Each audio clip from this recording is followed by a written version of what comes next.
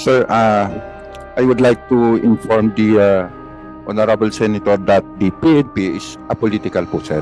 I am not telling you to PNP to be political. We're not talking about politics here. We're talking about the welfare of your people. We're talking about your institution. There's no political behind my statement. What is behind my statement is yung aking pagiging pulis. Ha? Kasama niyo ako. Hindi ako outsider ng PNP. And I love the PNP. Hindi. Yung pinanggalingan ng mga pinagsasabi ko, hindi. Dahil nasa kabilang bakod kami ng politics. Wala. At akin dito.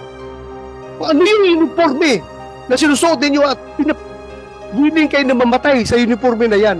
Yun ang aking sinasama ng loob, Kenneth. Ha? Huwag ka magsabi ng apolitical. This is not all about politics.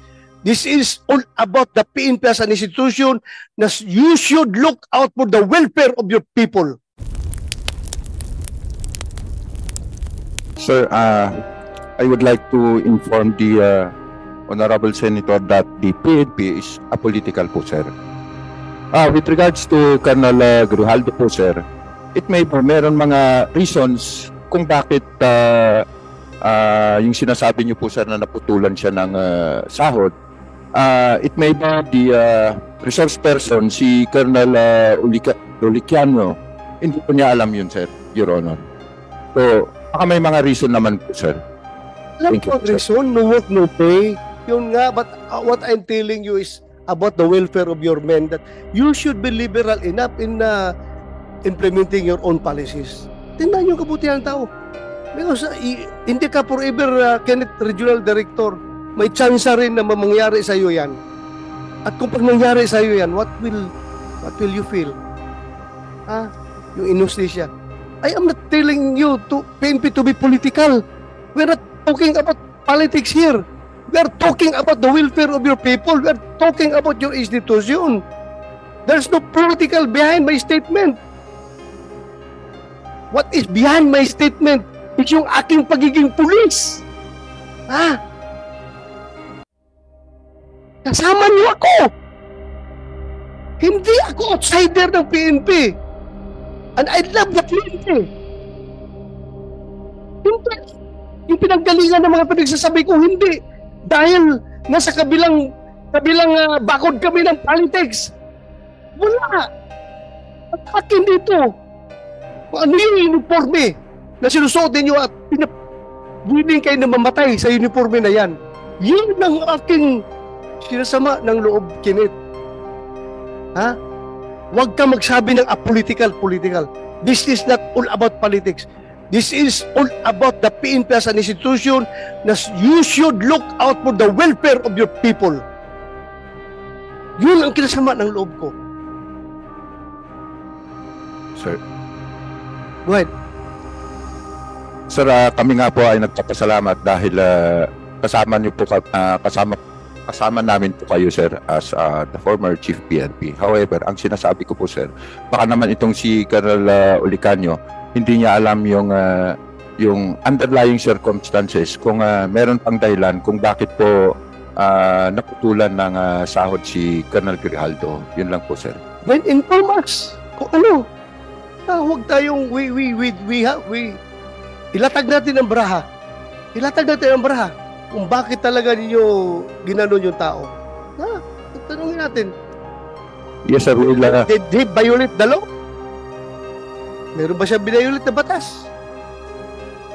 Yung pagka-contempt niya, kasalanan ba niya yun?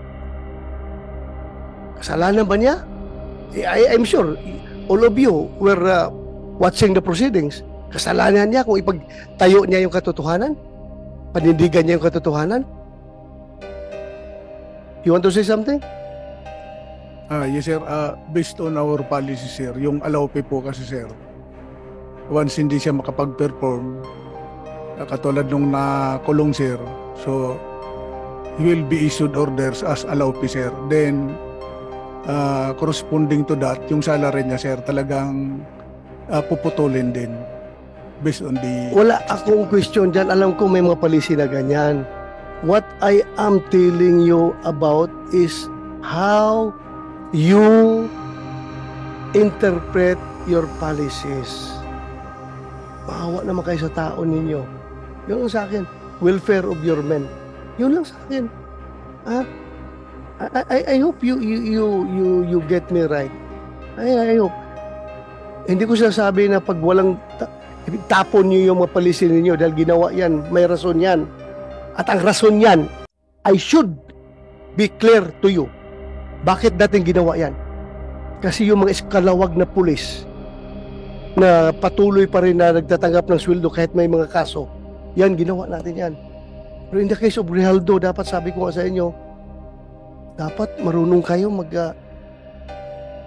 interpret your own policy to your advantage.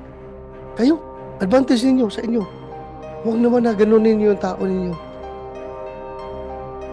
So, yeah, you want to say something? Yes, sir. Sir, we will submit ASAP, sir, yung documents regarding Colonel Grijaldo, sir, to your office. And we will also inform yung office concerned, Your Honor. Thank you po. Thank you. Salamat. You want to say something, Senator JB? Please, you have the floor, Your Honor. Good morning, magandang umaga. I'm just here to listen to tackle the different measures for the agenda this morning. Pero siguro pasalamatan ko lang, narinig ko kasi kanina yung na bring up yung issue sa Marilaki. Nagpasalamat ako sa HPG, sa PNP, sa Region 4, sa Provincial Director din, sa support na kahapon no, nagkaroon tayo ng Make Marilaki Safe Ride Again. Kasi nga, nabanggit nyo Mr. Che kanina, that Marilaki has become a very notorious place. Dati, enjoy tayo dyan. Maganda ang lugar, no? Maganda ang kalye, maganda ang Sierra Madre, maganda ang tanawin, maraming kapihan, maraming restaurant. Kaya lang, medyo dahil sa ilang pasaway ng mga riders, nasisira po ang lugar. No? Ako kasi I'm advocating Philippine Motorcycle Tourism. Papasalamat daw kay Chairman Sen. Bato de la Rosa also for joining us in Once in a While sa rides. Sayang po kasi yung hindi lang po yung safety pero yung economic benefits ng Marilaki. It's now the #1 tourist destination of Rizal. No? Napakarami ang nakikinabang diyan, local economy na bubuhay. Kaya lang naapektuhan ko. Mr. Chair, ako mga 3 years na akong hindi umaakyat dyan dahil nga nakakatakot, no? Dahil yung isang kasamahan namin nadamay, namatay siya, na binangga lang siya ng isang irresponsibleng rider. So, papasalamat ako. Hopefully, yung ating activity kahapon ay will already create an awareness of the need really to enforce discipline sa Marilaki. Napakaganda ng lugar na yan, and it could help immensely in the local economy of Rizal, of Tanay, of Antipolo, through tourism, no? Kaya siguro ano lang doon, Mr. Chen, nabanggit niyo kanina yung enforcement, pero ang alam ko they tried ulit mga ilang taon na, no? Ang HPG naman nagpupunta diyan. Pag nandiyan ang HPG, dumidisiplina naman, no? Kaya lang siguro mas, Mr. Chen, I don't know, you're a former PNP chief, you should know na siguro gawin regular na, dapat magkaroon na ng stasyon siguro dyan, substation, para maging mabantayan na, especially mga areas na kung saan sila nagde-debit, Mr. Chair. Yeah, Your Honor, the Regional Director of PRO 4A, General Lucas, committed for the permanent placement of his people there para mabantayan 24/7 yung highway. That is his commitment, Your Honor. Yes, thank you. Papasalamat ako sa Regional Director, sa PD, sa HPG Head, at sa LTO, nandun din kahapon. So, dapat hindi lang naman silang in-government agency, hindi lang local government, Mr. Chair. Siguro, yung riding community din dapat maging responsable, no? Na sa kanila pong hindi lang siguro Marilaki, it goes with other places as well, no? Na dapat siguro yung iba matuto na pag dumadaan tayo sa mga lugar, respetuhin natin yung mga